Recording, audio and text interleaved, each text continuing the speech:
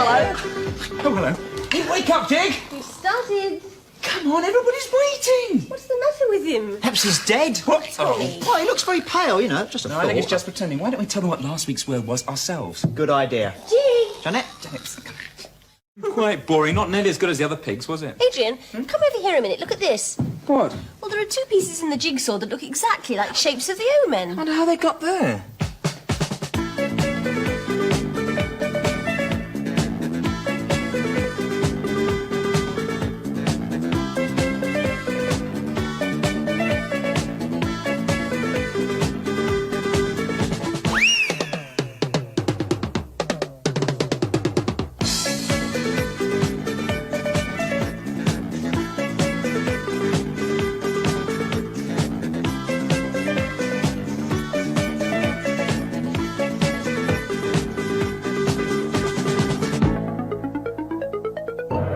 Bye-bye.